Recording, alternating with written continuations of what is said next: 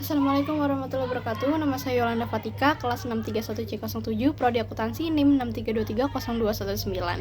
Di video ini saya akan menjelaskan tentang pendidikan Pancasila. 1. Uraikan permasalahan yang dapat mengancam keutuhan bangsa. Ancaman terhadap keamanan dalam negeri meliputi separatisme, terorisme, spionisme, sabotase. Ancaman terhadap pertahanan meliputi perang terbatas, konflik perbatasan, dan pelanggaran wilayah. Tadi ancaman dalam negeri itu meliputi kekerasan politik juga, konflik horizontal, perang informasi, perang cyber, dan ekonomi nasional.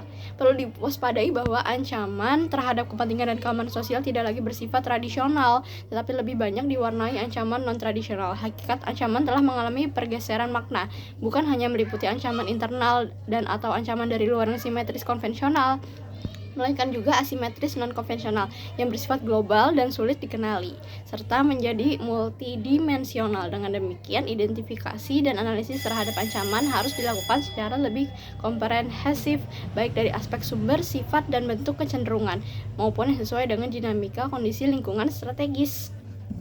2. Sebutkan pentingnya mengkaji Pancasila sebagai alat pemersatu bangsa. Pancasila yang merupakan dasar negara Indonesia memiliki peran penting sebagai alat pemersatu bangsa dengan 5 sila yang menjadi pijakan Pancasila, yaitu ketuhanan yang Maha Esa, kemanusiaan yang adil dan beradab, persatuan Indonesia, kerakyatan yang dipimpin oleh hikmat kebijaksanaan dalam musyawarah perwakilan, serta keadilan sosial bagi seluruh rakyat Indonesia. Pancasila menjelajahi pentingnya Pancasila sebagai alat pemersatu bangsa Indonesia dan mengungkapkan mengapa hari lahir Pancasila bukan hanya sekedar momen untuk diingat, tetapi juga penting untuk mengenang. Sebutkan guna dari mengkaji peraturan yang dijiwai nilai-nilai Pancasila. Kesatu, tantangan dan kendala. Tidaklah mudah untuk dapat menginjeksi nilai-nilai Pancasila ke dalam tubuh peraturan perundang-undangan. Tantangan utama yang dihadapi adalah bagaimana membumikan nilai abstrak di dalam Pancasila ke dalam nilai-nilai konkret, pasal-pasal peraturan perundang-undangan. Sebagai contoh, bagaimana memasukkan nilai Pancasila ke dalam norma-norma pasal ketentuan mengenai aturan paten, kandungan produk impor, dan sebagainya. Kedua, ada gagasan dan saran.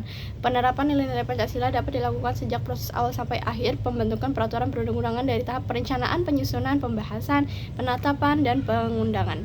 4. Uraikan perihal mengkaji nilai-nilai musyawarah mufakat. Nilai adalah sesuatu yang dianggap baik dan dianggap buruk bagi suatu kelompok masyarakat tertentu. Setiap masyarakat itu pasti mempunyai kebutuhan-kebutuhan yang dalam proses pemenuhan kebutuhannya, para anggota masyarakat sering mendapatkan pengalaman-pengalaman berupa faktor terutama baik yang mendukung atau menghalangi usahanya tersebut. Musyawarah telah menjadi bagian dari nilai-nilai budaya Indonesia yang secara tidak langsung tertanam pada anggota masyarakat, lingkup organisasi, hingga lingkungan masyarakat.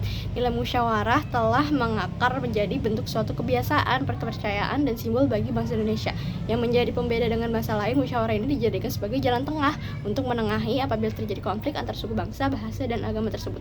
Musyawarah juga telah diakui sebagai bagian kearifan lokal dalam daerah masing-masing.